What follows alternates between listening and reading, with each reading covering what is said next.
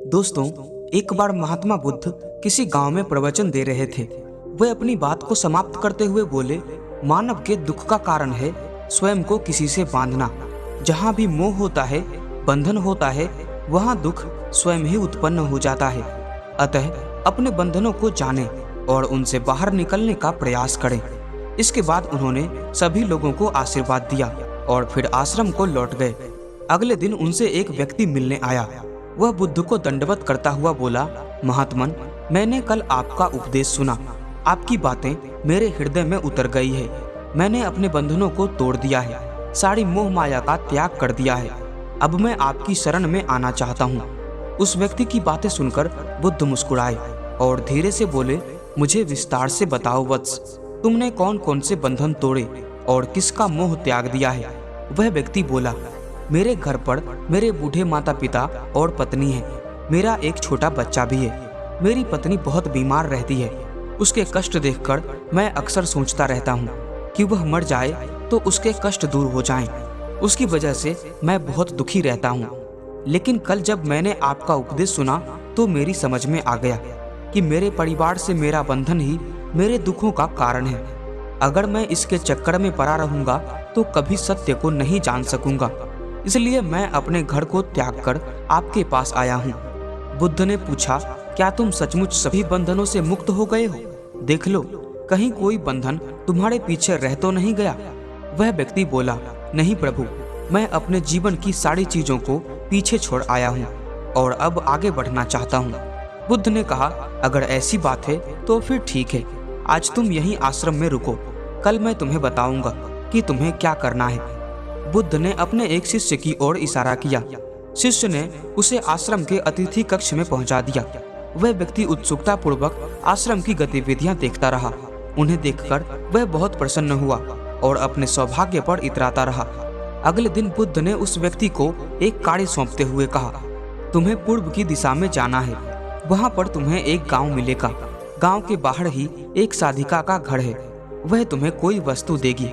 उसे लेकर तुम्हें वापस मेरे पास आना है। वह व्यक्ति पूर्व की दिशा की ओर चल पड़ा।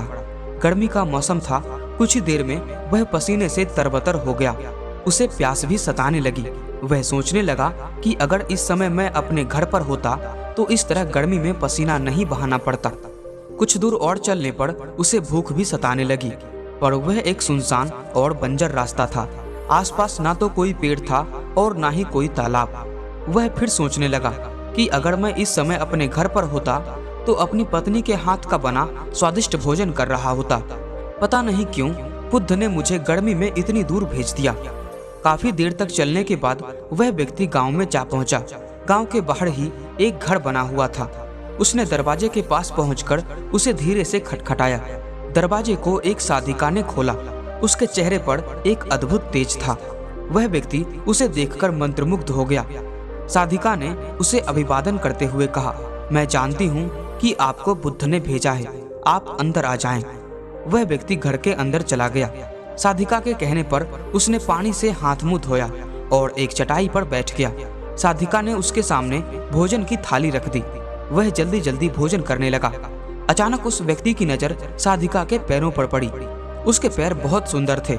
वह उन्हें देखता ही रह गया। तभी साधिका ने उसका ध्यान भंग किया।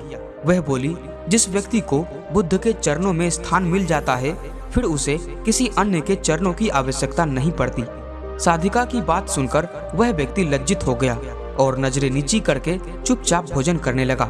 भोजन करने के बाद साधिका ने कहा, आप बहुत दूर से आए हैं, थक गए होंगे, यहीं चटाई पर लेट जाएं, मैं पंखा कर दूंगी। वह व्यक्ति बहुत थका हुआ था।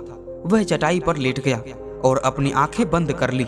साधिका उसे पंखा करने लगी, पर लेटने के बाद भी उस व्यक्ति को चैन नहीं आया। उसने धीरे से अपनी पलकों को खोला और चोर नजरों से साधिका को देखने लगा। वह सोचने लगा, यह स्त्री कितनी सुंदर है, इसकी वाणी कितनी मोहक है। अगर यह मेरी पत्नी होती तो मेरा जीवन स्वर्ग बन जाता। साधिका इसके मन की बात समझ गई। वह बोली, शरीर में कुछ भी नहीं रखा है, यह केवल मांस, मज्जा और अस्थियों का जोड़ है। जो व्यक्ति इसके आकर्षण से मुक्त हो जाता है वही सत्य को प्राप्त करता है। यह सुनकर वह व्यक्ति घबरा गया। वह चटाई से उठकर बैठा और बोला, अब मुझे बुद्ध के पास जाना चाहिए। कृपया आप मुझे वह सामान दे दें जिसके लिए बुद्ध ने कहा था। साधिका ने मुस्कुराते हुए जवाब दिया, बुद्ध ने आपको जिस कार्य के लिए भेजा था वह पूर्ण हो चुका है। साधिका की यह बात उस व्यक्ति को समझ में नहीं आई। वह दरवाजे की ओर बढ़ चला। दरवाजे के पास पहुंचकर वह एक क्षण के लिए रुका और पलटकर बोला, क्या आप अंतर्यामी हैं? आपने मेरे मन की बातें कैसे समझ ली? वह स्त्री मुस्कुराते हुए बोली, बुद्ध की कृपा से मैं मोह माया से ऊपर उठ चुकी हूँ, इसीलिए किसी के चेहरे को देखकर उसके मन में उठने वाले विचारों को समझ लेती हूँ। उसकी बातें सुनकर वह व्यक्ति एक बार फिर लज्जित हुआ और सोचने लगा कि जिस स्त्री ने सच्चे मन से मेरा सत्कार किया, मैं उसके बारे में क्या क्या सोचता रहा। उसके बाद वह व्यक्ति बुद्ध के आश्रम की ओर चल पड़ा। आश्रम में पहुंचकर वह व्यक्ति बुद्ध के चरणों में गिर पड़ा और बोला, महात्मन, मुझे क्षमा कर दें, मैं बड़ा पापी हूँ। उसकी बातें सुनकर बुद्ध मुस्कुराए और बोले, मैंने तुम्हें साधिका के पास इसलिए भेजा था ताकि तुम अपने आप को देख सको। अब मुझे बताओ, क्या तुम सचमुच मोह और बंधन को त्याग चुके हो? वह व्यक्ति कुछ नहीं बोला। वह नजरें नीची किए चुपचाप खड़ा रहा। बुद्ध ने कहा, बाहरी बंधन और मोह को त्यागने से हम बंधन मुक्त नहीं होते। दरअसल बंधन और मोह हमारे भीतर होता है।